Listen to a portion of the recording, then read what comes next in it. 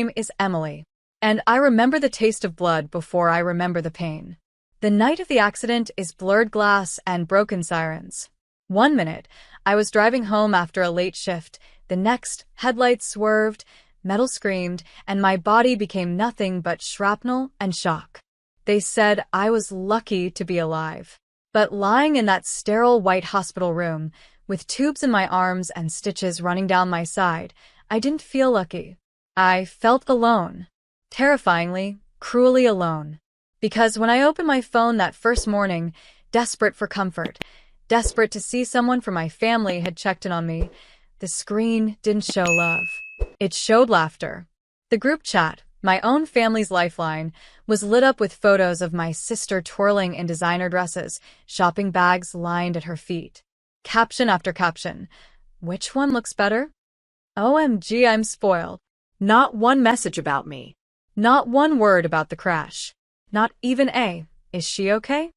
And I lay there, bruised ribs heaving, staring at that glowing screen while the nurse adjusted my fore. My heart wasn't breaking. It was shattering into glass. They knew. They all knew. And they chose sequins and champagne over me. That was the moment the air inside me changed. The moment silence became my shield. The moment revenge began planting its quiet, steady roots. Because if my family could abandon me in the hour I needed them most, then they had already lost me. And they didn't even know it yet. The days bled together under fluorescent lights. Beeping monitors. The sting of antiseptic. Nurses wheeling in trays I barely touched. But what cut deepest wasn't the pain stitched into my body. It was the silence. Not one footstep down the hall from my family. Not one voice calling my name. Just me. Me and the echo of the accident. Me and the weight of abandonment. I scrolled again and again through that cursed group chat, praying maybe I'd missed something. A "we're on our way," a "hang in there," a single damn emoji. But no. Just more photos. My sister flashing a new gold bracelet.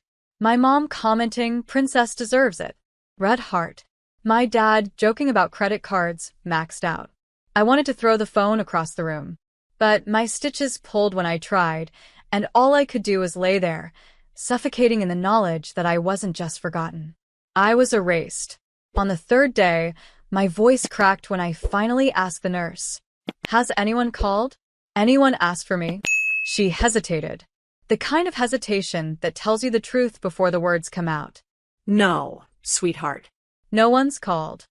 And that was it. That was the fracture that would never heal. Because bones can be set, skin can be stitched, but the knowledge that your own blood can watch you bleed out and still look away? That's permanent. When I finally signed the discharge papers, I didn't feel like myself anymore. Still in my hospital gown, phone heavy in my hand, I walked out into the stale night air. And that's when it lit up. 64 missed calls. One message from my father. "Call us back now. It's serious." For a second, I thought maybe guilt had finally chewed its way through their hearts. Maybe they'd realized what they'd done. So I pressed call and braced myself for the voice on the other end. The line clicked. Static hissed. Then his voice, my father's voice, low, sharp, like he'd been pacing the entire time I was gone. "Where the hell have you been? Do you know what's happening?" For a moment, I couldn't speak. My throat burned from all the words I'd swallowed in that hospital bed. "Where have you been?" I finally whispered. "I almost died. 3 nights alone in a hospital gown. And you're asking me where I've been." Silence. Then a scoff. Like my pain was nothing but background noise to whatever storm they were living in. He didn't say sorry. He didn't even ask if I could walk. Instead, his tone dropped even colder. "Your sister, she's gone missing. She was last seen after that shopping trip." My chest went tight. Not because of her, but because of him.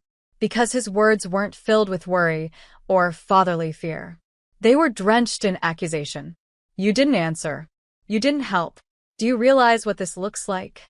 I froze. Not because I was guilty, but because it was the first time I understood what I really was to them. Not a daughter. Not family. A scapegoat. "Dad," I said slowly, my voice shaking but steady enough to cut through. You ignored me while I lay bleeding. And now you call me only because you need someone to blame. The silence on the other end was louder than any shout. And in that silence, I made a vow. I wouldn't cry for them again. Not a single tear. But I would answer this betrayal. Not with rage, but with something sharper. Something final. The next morning, sunlight spilled weakly through the hospital blinds, but I felt nothing. My phone buzzed nonstop. Voicemails, texts, the group chat finally alive again. Not with concern for me, no. Every message screamed only one name, my sister. Find her. Call us back now. You better not be hiding something. I laughed. Not the happy kind, the broken kind that sounds like it should end in tears but doesn't. Because this was the same family who couldn't spare a single ride when I was unconscious. The same people who paraded through malls, shopping bags swinging, while machines kept me alive. And now they needed me. I stood slowly, legs unsteady, the hospital gown still hanging loose around my body. I hadn't been discharged yet, but I ripped the 4 out anyway. Pain shot up my arm, but it made me feel alive again. On the bedside table lay the release papers I hadn't signed. I folded them into my bag, grabbed my cracked phone, and walked out. In the lobby, the nurse called after me. Miss, you can't leave like that. But I didn't turn back. Because I knew exactly where I was going. Not to my family. Not to comfort them. Not to search with them. I was going to dig into the truth they had hidden for years. The favoritism, the lies, the rot beneath our polished family name. And if they thought I was going to be their scapegoat one more time, they were about to learn. I don't play the victim. I build the fire. I didn't go home. Not to the place they expected me to crawl back into. Instead, I went to the small apartment of the only person who had shown up at the hospital, my college friend, Maya. She looked at me, stunned. You're supposed to be in recovery. I am, I said, my voice steady. Just not the kind you think. On her kitchen table, I spread my phone out, scrolling through the group chat. Every shallow message, every shopping photo, while I lay unconscious. And then the desperate flood about my sister's disappearance. It wasn't hard to see the cracks. Her last tagged location wasn't at a mall. It wasn't at some brunch spot. It was outside a jewelry store with a man she swore didn't exist. And now, she was missing. No. She wasn't missing. She was hiding. But my family wasn't panicking because of love. They were panicking because of money. That man wasn't just anyone. He was married. Powerful. Connected. If the truth leaked, their golden daughter wouldn't just fall. She'd drag the whole family name into the mud. That's when the spark inside me lit. They had laughed when I was bleeding. They had cheered while I lay forgotten. Now they needed me to cover for her. And that was my chance. For the first time in days, I smiled, not because of joy, but because revenge had finally taken shape in my mind. I picked up my phone. My fingers hovered over the screen. Not to call my father back.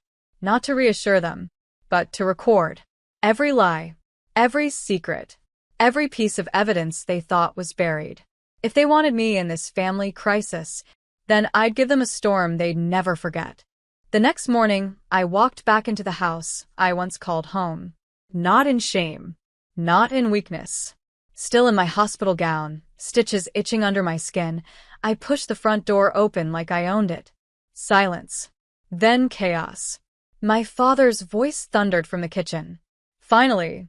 You think you can ignore 64 calls? Do you even care what's happening to your sister? I let the words hang in the air. Then I pulled my phone from my pocket. With one tap, the recording of their frantic messages began to play. Their voices begging, threatening, bargaining. Their secrets spilling. Every head turned. My mother gasped. My father's face went pale. My brother cursed under his breath. Where did you get that? My father snapped. I met his eyes. From the same place I got this. I held up my screen, the photo of my sister, laughing outside that jewelry store, hand-locked with a man twice her age. The same man whose wife, if she saw this, would burn their reputations to ash. Gasps filled the room. My mother clutched her chest. My father lunged forward. You don't know what you're doing. Oh, I know exactly what I'm doing. My voice cut like glass. They wanted me weak, silent. Now I was their reckoning. I stepped closer, lowered my tone, and let the knife twist. When I lay in that hospital bed, you weren't worried about me. You were worried about your shopping trips, about hiding her affair, about the family's name. Well, now the world will know exactly what this family is made of. The room froze. For the first time in my life, they weren't mocking me. They were afraid. And it was only the beginning. I didn't raise my voice. I didn't need to. I set the phone gently on the table, the screen glowing with every piece of proof I had, screenshots, recordings, timestamps. Their whispers. Their bargains. My sister's betrayal caught crystal clear. This, I said, my voice steady, is the truth you were so desperate to bury. But here's the thing. I'm done being buried with it. My father clenched his fists, veins bulging in his neck. You wouldn't dare. I smiled, not out of joy, but out of exhaustion that had finally burned into steel. I would. And I already did. Their eyes widened as I explained. Every file, every photo, every voice note. They're not just on my phone. They're backed up, encrypted, and sitting in the inbox of 3 people outside this family. If anything happens to me, if you try to silence me again, it all goes public. The silence that followed was suffocating. My mother broke first. You destroy your own blood, she whispered. I turned toward her slowly, meeting her teary eyes. No. You destroyed it. I'm just refusing to bleed for you anymore. For once, my sister had no comeback. No smirk. Just panic flickering behind her eyes, the kind of panic that only comes when a carefully constructed facade begins to shatter. I leaned in, my words razor sharp. So here's the deal. You want to keep your secrets, your shopping trips, your lies? Fine. But from this moment on, you do it without me. I owe you nothing. Not my silence. Not my loyalty. Not my life. I straightened my back, feeling the weight of years lift. You had your chance to be my family. You chose yourselves instead. Now I choose me. And just like that, I turned, leaving them staring at the bomb I'd placed in the center of their perfect little empire. One way or another, it was going to explode. The explosion didn't come in fire. It came in silence. 3 weeks later, their calls went unanswered. Their texts ignored. Their demands dead on arrival. I didn't run. I didn't hide.